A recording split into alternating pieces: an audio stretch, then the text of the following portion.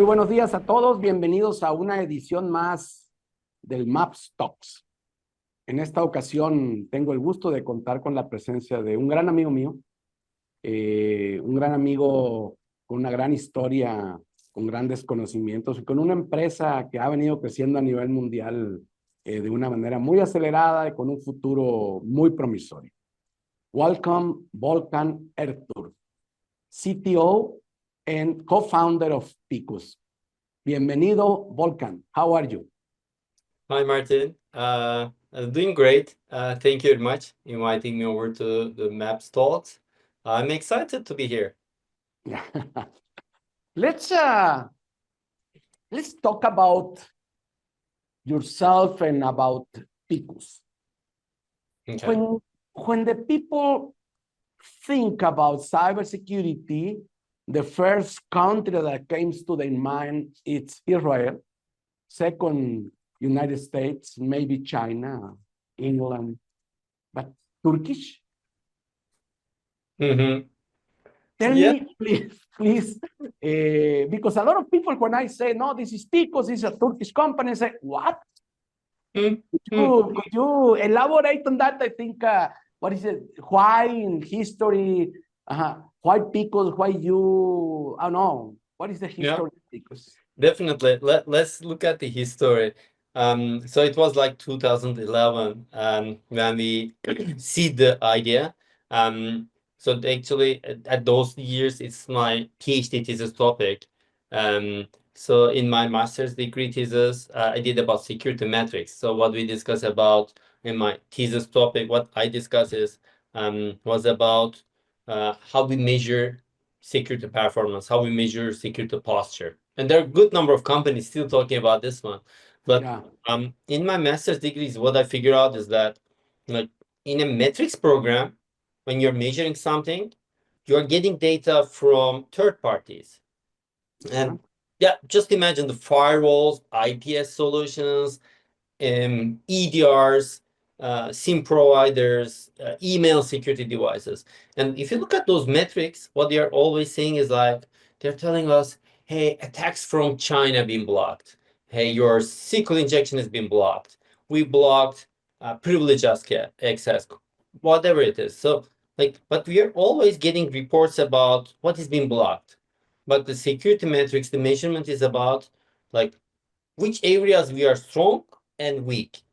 Like a block attack doesn't mean that you're really strong in a capacity.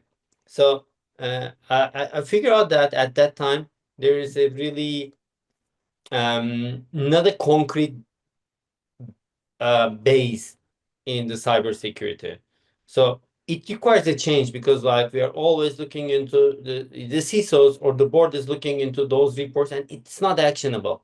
And just imagine like you have been leading the greatest, biggest, top tier security projects in Mexico. And what you're saying is that, hey, with this project, our client is investing a couple of $1 million to their security posture, to improve their security posture. So how things are changing? Like additional money to cyber, how the reports are changing, what's the board is saying. Again, if there say more attacks from China being blocked, is it like the Chinese are more attacking, or is it like the new solutions are really doing better? So there's no really the right measurement scala. So then I said that, okay, that's like a problem. And in the PhD thesis topic, I've moved into how we can actually create that data. And the creation of that data, you need to do your own measurements. You need to create own data because the guardians, the guards cannot tell you how strong they are. So we built an approach which is now called breach attack simulation, coined like 5 years later. We built the space as breach attack simulation. So that's our story. Like when I come as this idea in the PhD, then I was also working in cybersecurity as a consultant. Süleyman, the other co-founder, was also a part of my team. We were doing consultancy, pen testing, red teaming exercises for telcos, banks, and government agencies. We see that when we talk and iterate on this one, that resonates. So we said that, okay, like that's really interesting. So we want to really build a product and automation technology around this one. Let me And ask. the initial reflex was, can we go out and talk to other vendors, anyone doing that? So we can really leverage that technology. There was no one, and no one was interested in doing this one. So we established the company, and our CEO and co-founder Alper is also joined us at that moment, and he is doing something similar in finance. So we joined the forces to make this one, and it started in Turkey. Then over the years, like we have been successful building our minimum viable product, minimum sellable product in Turkey. Then we grow to Europe, then Middle East, then India, APAC, then LATAM and US. So we have been working together. Is it 6 years, 7 years with Maps? We have a really strong and good partnership. So at some time we switched the company to US because like where the headquarters needs to be, that is where we lead our sales and marketing teams. So over the last, I would say like 9 years, our headquarters in US, and definitely we have team across the globe. We are like 250 people. 3 months ago, we closed our Series C route with Riverwood, which is like a leading US-based private equity or VC. Yeah, so that is where we started, and it has been a kind of long journey since 2011, 12, but yeah, I cannot complain. I'm enjoying it. Very nice story. I think Picus is I don't know. I love this company from the beginnings. I remember I was in Europe, in Spain, and one friend of mine told me, "You need to talk with Volkan from Picus." And I said, "What is Picus?" And he told me, "This is a company that simulates attacks." And let me ask you one question. Right now, we talk about breach and attack simulation, but there is another term that is a proactive security. At the beginning, because you were the creators of this category, the breach and attack simulator.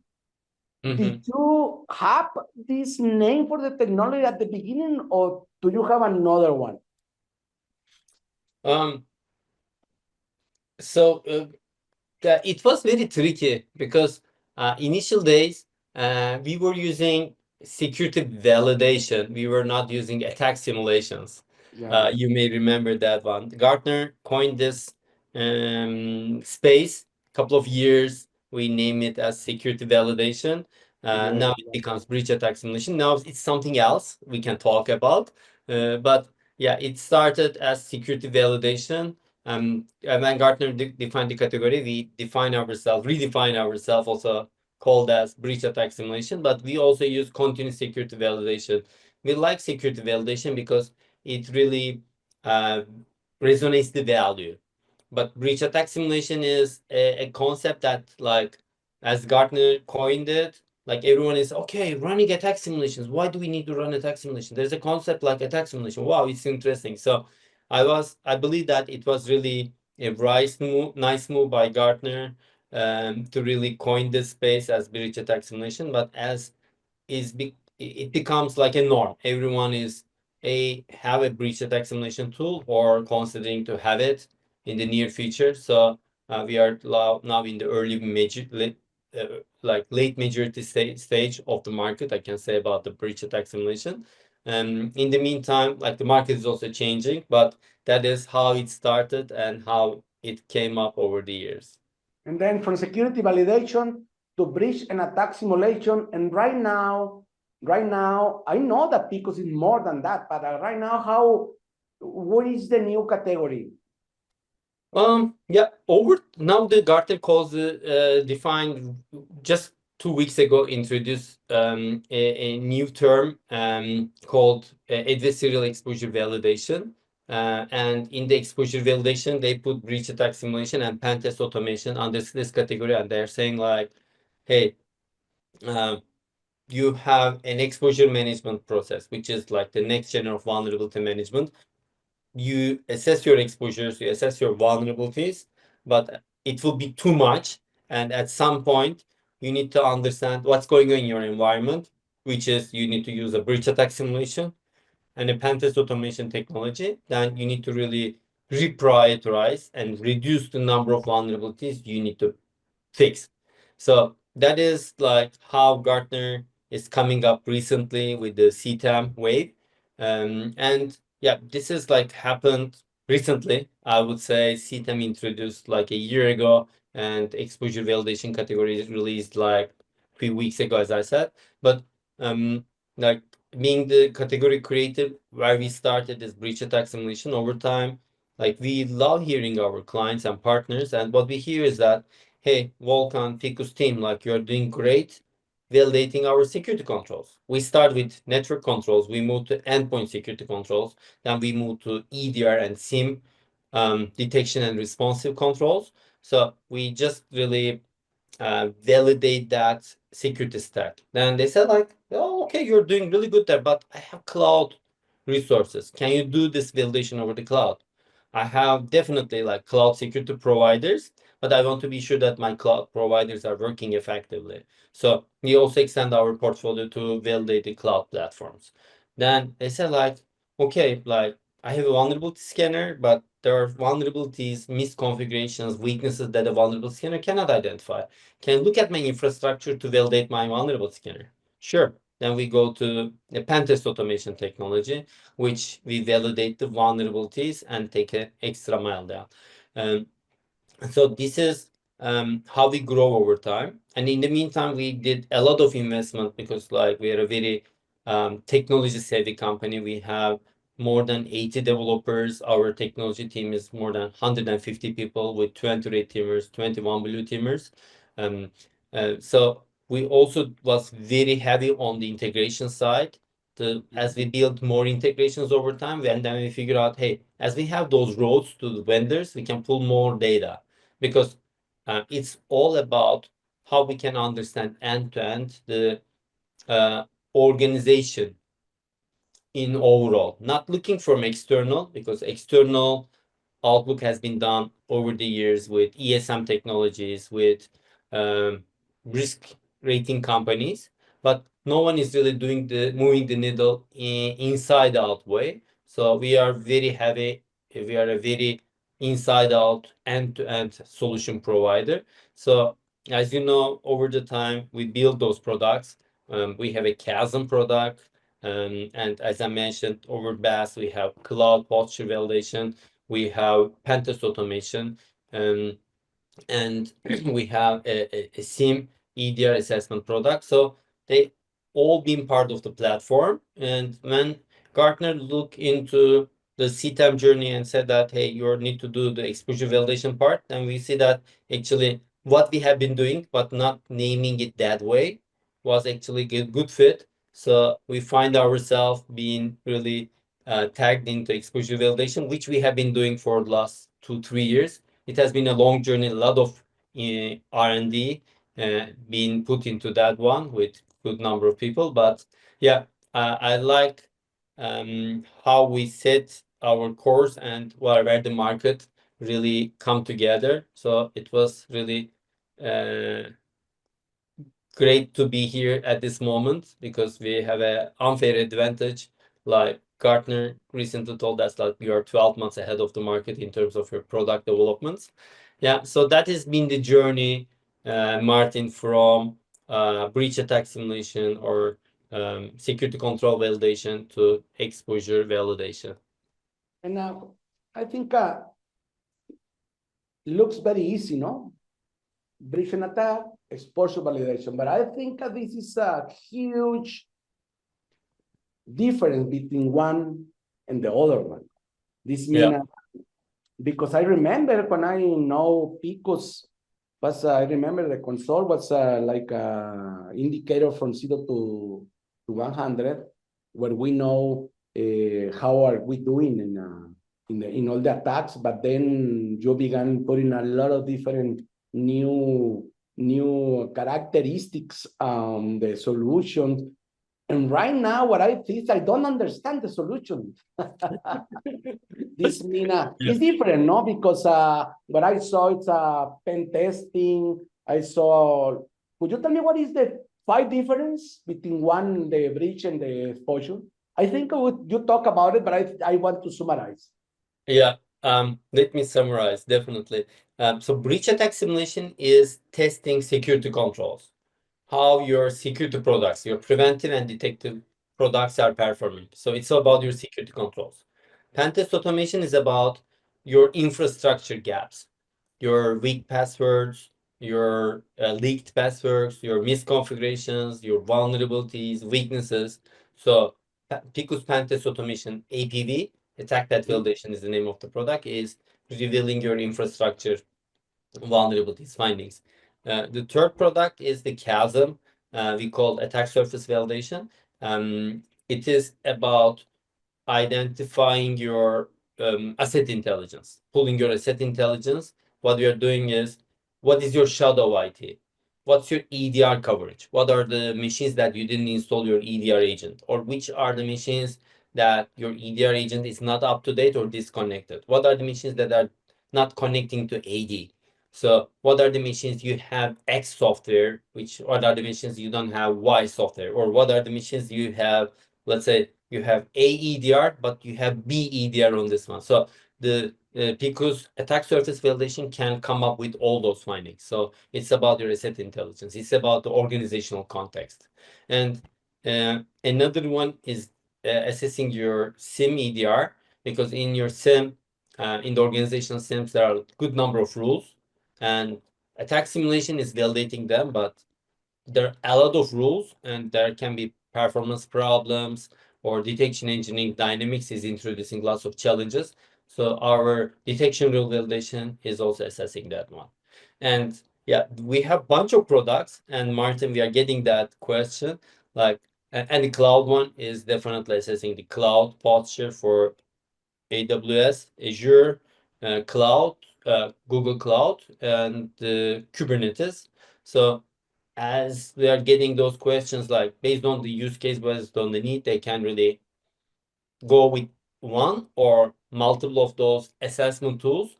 And the value we are now offering is, as we don't acquire these companies, we are not really trying to merge them together, because like if you acquire a company, you have a product, you acquire another product, you duct tape it, and you say that, hey, this worked perfectly with a duct tape, but you know how much it's going to survive with a duct tape.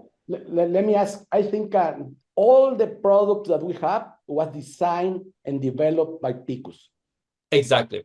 100% we develop each and every product, and a product development is taking 2 to 3 years. So which means that like we are learning, we are always using our early availability clients to develop the products, and these products are addressing a certain need. And it's always customer driven. What's the problems? What is the need to visibility? So we take years to iterate to make it happen in terms of feature, functionality, scalability, and meeting the needs of our architecture. Because as we really built them as the puzzle pieces, now we can look at the puzzle and you see the big picture, which is like a really promising, really great picture view. What you're gonna see is that like all those findings are get together in the platform in a single interface. All the findings is one under another, and we introduce attack paths saying like, hey, from all the sources, from all your connectors, from all the attack simulations, all the assessments we do in your environment, we put them in a single console. We build attack paths on top of that. So Martin, like what you're gonna see in the coming weeks and months is a single console. You see the attack paths, a risk score, which attack path you want to break, what's your areas you want to focus on, and the business risk. And even we are introducing a risk quantification, so that dollar value of a risk. So that is the future with exposure validation. We didn't talk much about vulnerabilities yet, but we can talk about that part. But that is like how the platform game that we build bottom up is adding up together and adding a huge value for the organizations. I remember that you told me that in some time after, I don't know, 2019, you create a completely new platform. Is that right? Yeah, that's right. that is some of our partners, including you, saying like, hey guys, you are crazy. Yes, we were crazy at that moment. And the reason is that when you start a company as a startup, like you are 10 people, 20 people, and you have early customers like 5, 10, 20, the decisions you make, the house you build, like if you build a single story house, your infrastructure is different. But if you build like a 20-story house, your basement, your infrastructure should be very different. So what we see is that we built the house, it's so successful, the business was booming, but we figure out that in order to really take this company to an IPO, to its very next level, we need like a solution that is really scaling. And your early decisions are really are the main bottlenecks of your scale on the technology side. So after our Series A round, we said that, okay, we're going to keep our growth and innovation going, but we were now have the luxury to build a new development team in parallel working the product, building product from scratch. So that's our hidden sauce. The hidden sauce is like all our competitive products are really old, monolithic, because they built it like 8, 9 years ago. They cannot move fast. But as we have a new product that is really up and running, so we were able to build all those puzzle pieces together, and now it's scaling together. Right now, I think you told us that you have more than 150 developers. How big is the R&D department? 160 technology people. Like we have 20 red teamers, 21 blue teamers. As I said, we have like 85 developers. We have like 10 product managers. We have 6 designers. We have 3 user researchers.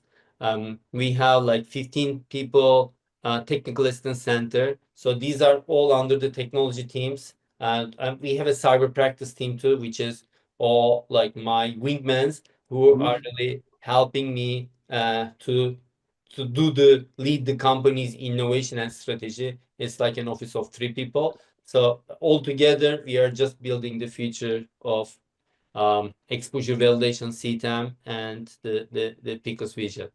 Yeah, and talking about operationalizing automation. Sorry. Operationalizing, yeah, that's a tricky word. I think it's better to say a SOC, maybe, no? How do you help? How does Picus help the security teams, not only in the field, but also in the SOC, to streamline the operation? Operationalizing is like any like you're always pinpointing the right points. I don't know. It's like your talent, I guess. That's why the maps is so successful. So the tricky part with the operationalizing is also in the CTEM, it's addressing as the mobilization. Like you assess your gaps, you prioritize your gaps, you maybe validate your gaps, but the tricky part is if you don't mobilize yourself, if you don't fix your gaps, it doesn't make sense, right? So you can say that I find it, I knew it, I will be hacked by Log4j, but it doesn't move the needle. The management will say that did we breach? Do we have an incident? Is the ransom guys are in? We lost the game. It doesn't matter you know it, you don't know it, right? So it's the game, the name of the game is speed. The name of the game is operationalizing what you have. If you really make it very human dependent, like all the heavy lifting will be on the security teams, which is not ideal because like we all know that security teams are very busy. Their plate is always full. So the idea is what's the process and how I can really automate the process to do the heavy lifting. And anything that is exceptional that is not fitting in the process, I can really handle it as the security expert on the space. So that's our view onto that. Let me give an example to make it more concrete. It's very abstract. So the idea is I want to be sure that my organization is ready for emerging threats. Like CISA is releasing a non-exploitable vulnerabilities, or they're talking about stop ransomware campaigns about Medusa, or the red teaming know-how they just build out, or a foreign threat group is attacking Mexico, US, or other countries. So like, as we all get those emails, as we all read about that, perfect. Now we have the intel. We don't have the luxury to say that, oh, we don't have XCTI feed. No, now we have it. It's on our side.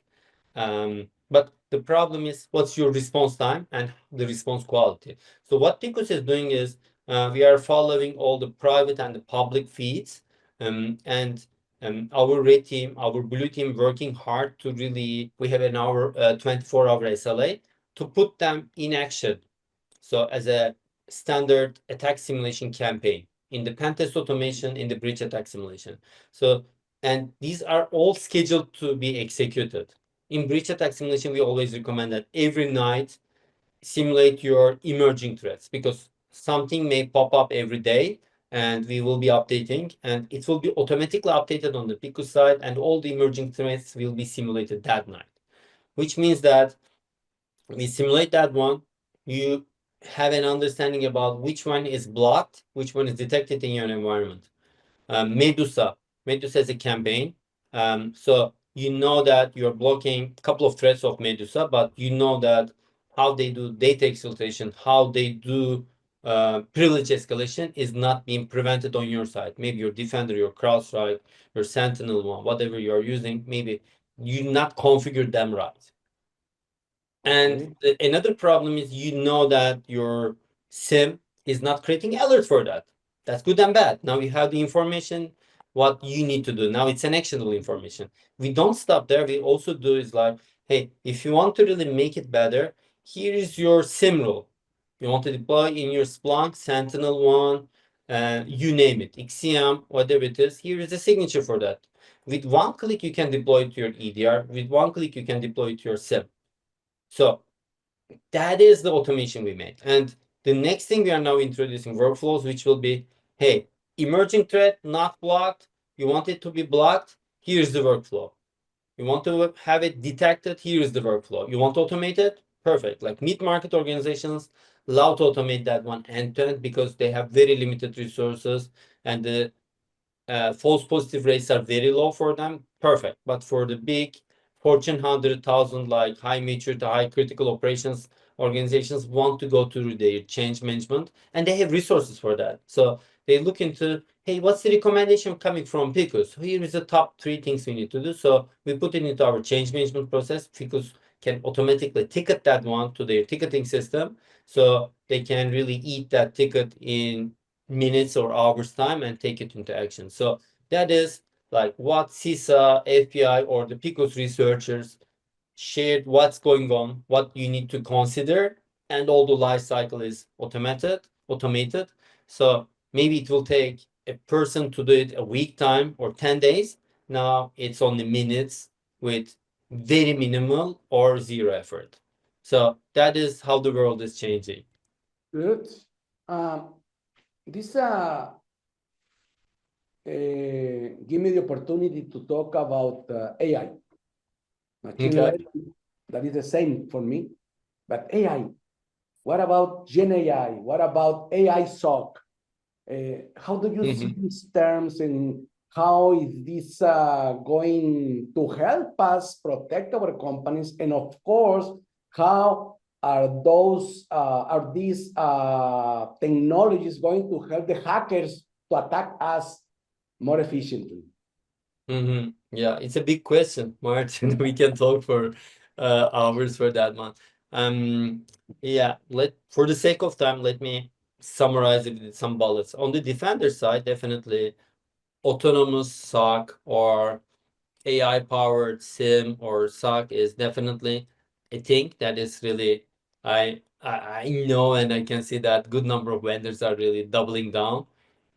Any vendor who have a SIM EDR offering is definitely working on that one, and newcomers are working on that one. So definitely, like, static rules, static analysis will be more dynamic, AI-powered analysis. So I believe this will also create an interesting case for the validation providers, because if a developer write an algorithm, we know how the algorithm works. They do a QA and it's there.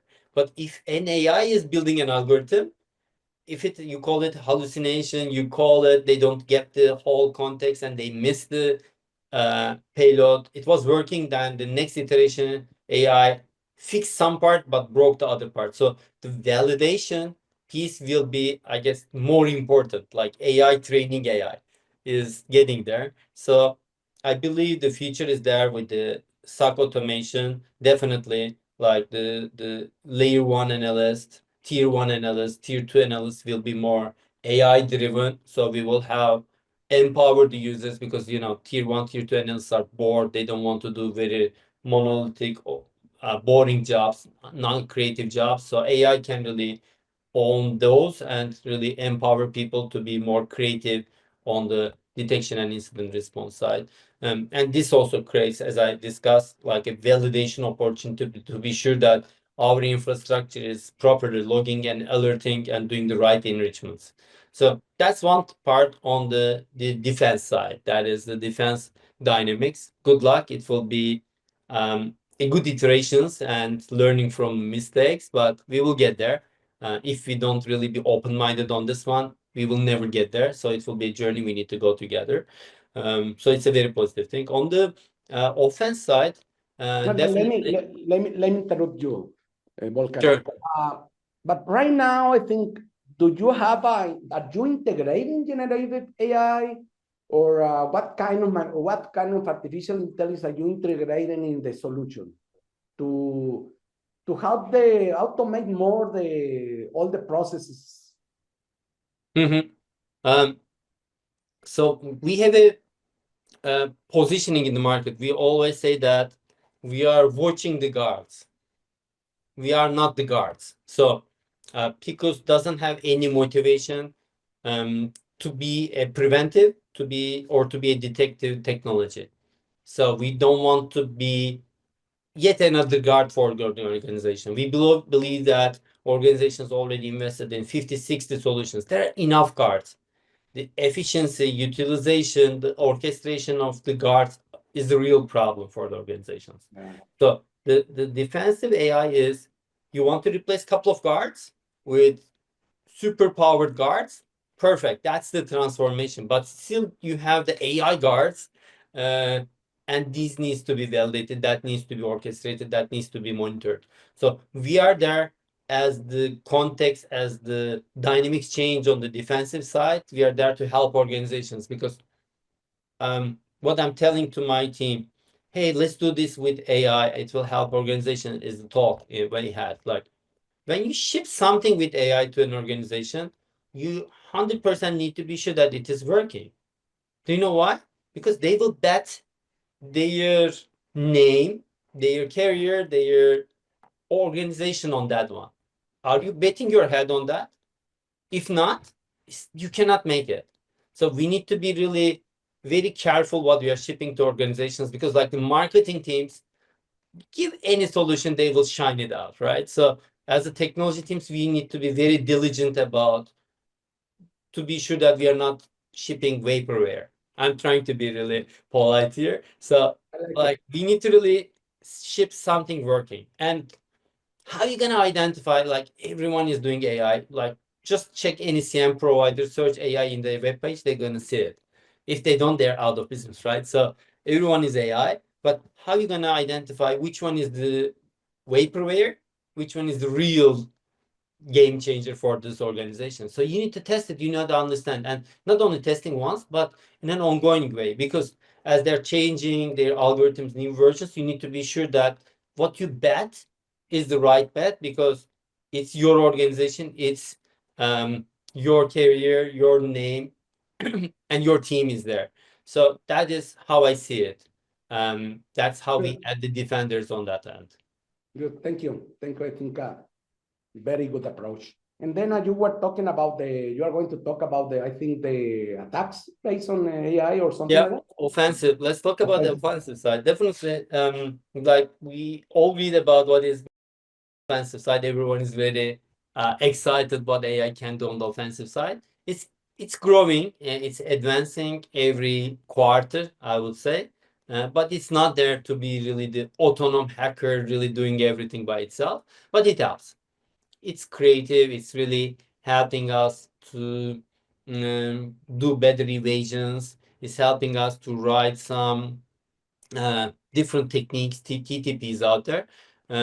But as I said, like everyone's saying like, hey, we have like a fully automated blah blah, but yeah, I'm not sure it's there yet. So how we do that, how we approach the AI on the offense side is what we are doing is we have 20 red teamers, and they are doing all the heavy lifting, their researchers, their readings, their developments. So like we are offloading the early phases of the research to AI. Hey, come up with these ideas, come up with how you want to do this, and iterate on that one. And anything we add to our product, always a red teamer needs to provide the thumbs up. It's not like, hey, we give you an AI, you have all the attacks of the world, good luck. Then it's up to clients what is hallucination, what is like a wrong assumption. So no one has time to fix the AI bugs, AI issues. So someone needs to do it. So our way of approaching world is like we don't provide a product and offering to our clients that is not doing what is being offered. We need to be 100% right in terms of the attacks we provide. Because if we say that we run this simulation, you are not blocking that one, and it's ticketed to a blue teamer, and the guy or the lady looks into that and says like, hey, it's not a real attack, it's just not working. It takes 2 hours. And it then turned to be like, who is working for who? Like, is the organizations working for the attack simulation companies to fix their things, or is it like vendors are working for the organizations? So we've been there, and that's the reason we have 28 teamers. We are always improving our attack quality, our tagging, and our attack context. Because like if you're running something on Windows 10, 11, Windows Server 2019 or 2022, like the payloads may change, have to change. How you get the response has to change. So AI cannot capture everything. You need to use AI to be creative, to really increase your pace of attack development. It just pushes you to do more, and it helps you to do more with less. But like the quality and the instability is key for the organizations. So that is like we see our red team is making that quality commitment for our clients. Yes, and this means that beside AI generated attacks, we have a different threats that we have to be very, very aware of. No, which do you think is going to be the strongest attack in the future, the strongest threat? No, I wouldn't say like this threat will be leading the space, because like maybe web application attacks needs more context, Martin. So in order to really understand the application logic and who develop, how they develop it, what are the potential gaps. So application security needs more push on the AI side, but I believe infrastructure pen testing, defense evasion techniques, network infiltration techniques, bypassing security controls, we see that AI is helping us more on those avenues. Good. So yeah, that will be the part that is shining. And there is another part that we use AI, which is not on the red teaming, not on the blue teaming side, on the vulnerability management side. So the reason we are really looking into that AI there, because we see Security Operations Center team is really building their defenses, be sure that the preventive controls are there. Red team is really trying to find gaps, helping guys to really improve those controls. But we have a vulnerability management team, and those guys are using the vulnerable scanners, agent-based, agentless network scanners to find all the vulnerabilities, and they're trying to prioritize and fix that. And those two words are very disconnected. So vulnerability management guys assume that there's no security controls in the organization because they're disconnected. And the security operations center guys are never getting a feedback from vulnerability management guys. They're just doing for the sake of what are the threat actors, what are they doing? So they're just maximizing the external threat intel. So we are now using AI to build a bridge in between. How we do that, like being more specific, like we are mapping vulnerabilities to compensating controls, security controls. If you have this vulnerability in your Office application, let's say, or in your database system or in your third-party app, like a PDF reader, then when an exploit kicks in, it will exploit your environment and it will do some certain behaviors. Is your EDR, let's say CrowdStrike, SentinelOne, Defender, are they capable of blocking that one? Are they capable of detecting that one? Is your network security a payload to exploit that vulnerability? Can they kick in? So we are mapping all those combinations from vulnerability to exploits and the compensating controls using AI. So it takes us to like where we discuss as exposure validation. The reason is now we are linking vulnerabilities to compensating controls, security controls, which means that you have a client who is using open source technology because of budget limitations, then this client needs to patch maybe 50% of their vulnerabilities based on CVSS prioritization. But if your client that organization has invested $3 million, $2 million to their security, they have a new cutting edge EDR, SIEM, and network security, zero trust solutions, then they shouldn't patch their 50%. They need to patch maybe 20%, 30%. So like we shouldn't run our vulnerability management operations independent of our security program. They have to influence each other. And if there's a vulnerability, let's say Log4j is out today, and you need to patch multiple applications at the same time, but you don't have capability to patch it because it's business critical. So it takes time. So what you need to do is you need to talk to security operations saying like, hey guys, we cannot patch this one. Can you provide us a compensating control for that? Sure. Here's the VAS signature. Here's the IP signature. Perfect. Let's deploy them.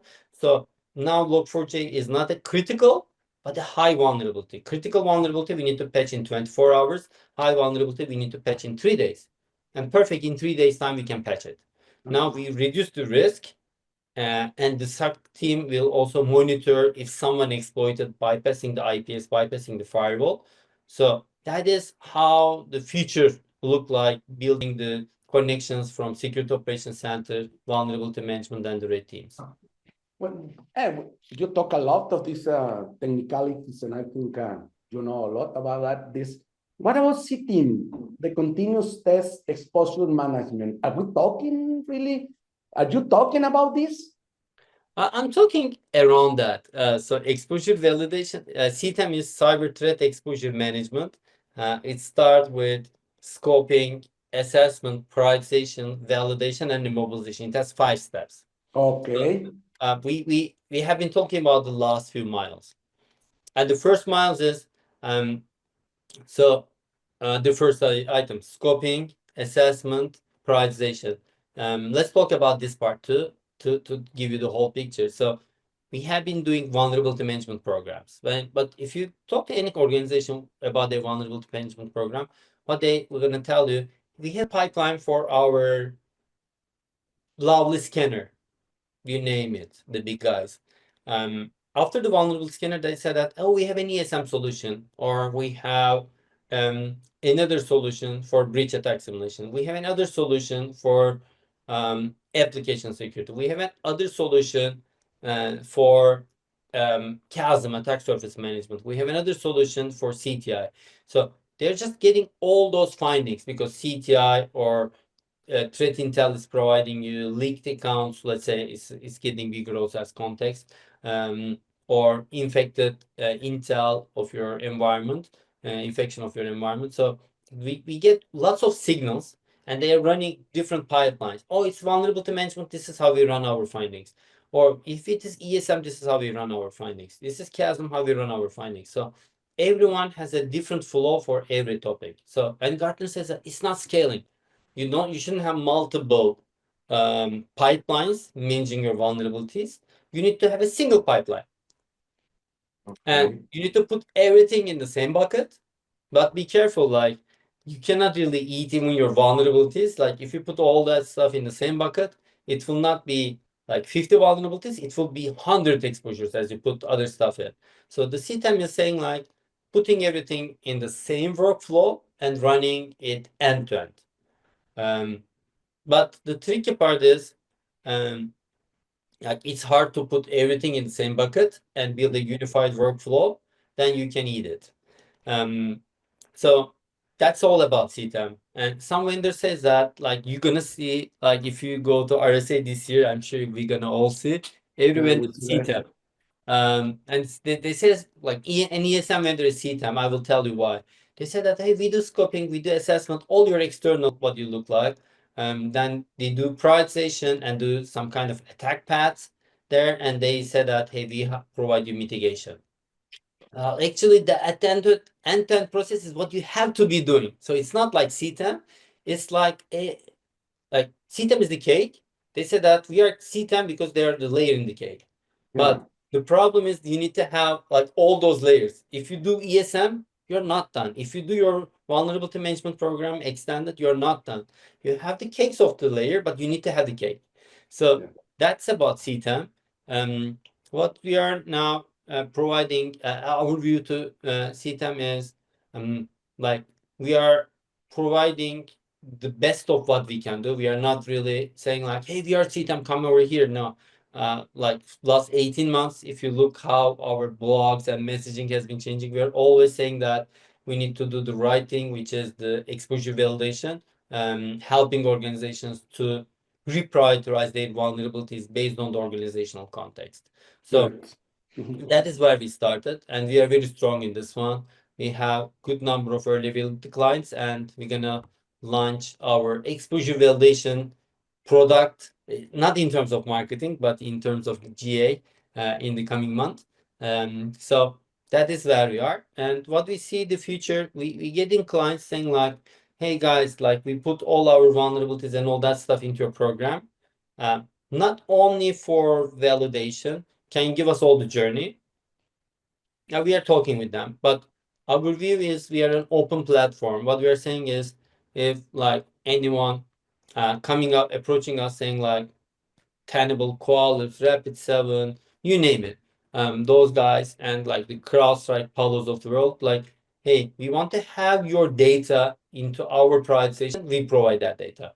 We have a strong API and we have strong partnership with those old guys. So also we are working in parallel on that one. That's how we see the future. It should be like a cross collaboration between parties.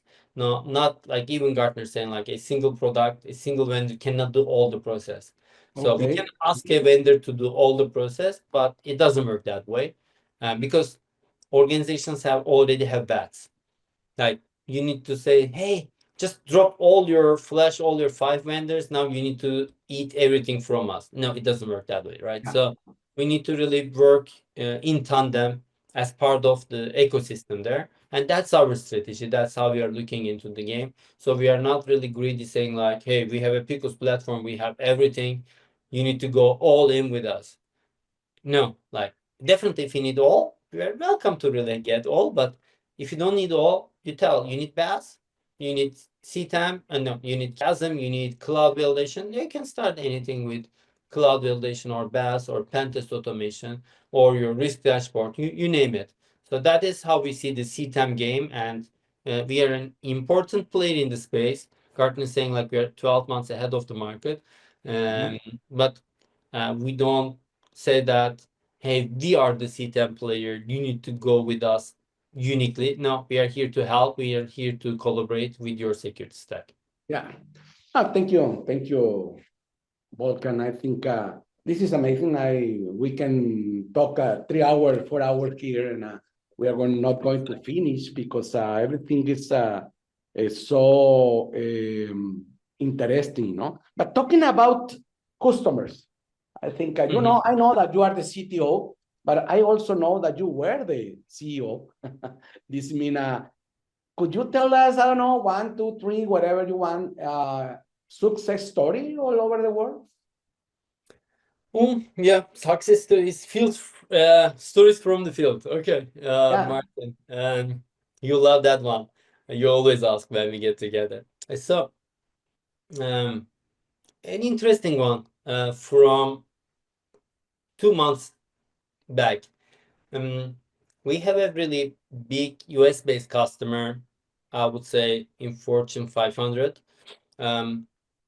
What we do is like we do a POC, we get the deal, we do the input deployments. Now they're running their use cases, and one of the use cases is really understanding their baseline, understanding their posture, so they can look into configuration drifts. So in building the posture, the baseline, they said that like their EDR, which is Defender ATP, it's working fine. They get some scores, they're happy with that. And they have Splunk as their SIEM. But like on the SIEM, like their scores, they don't like it. Then they said like, hey, your solution is not working. So because you couldn't validate the Splunk logs. Okay, let's look at the Splunk logs. So that we share, hey, in the UI, you can really copy and paste it to your Splunk, so you can really query what we see and what we don't see in the Splunk. So they did that one. Then they figured out that actually in the Splunk, they cannot get the Defender ATP logs. They believe they have those, but they don't have it. So they have multiple detection rules working in their environment, but they were not triggering. And they have spending a lot of time getting like Big Four like consultancy to build their rules, to run their security operations center, but the integration is not working as expected. So it's like a license problem, it's like an integration problem.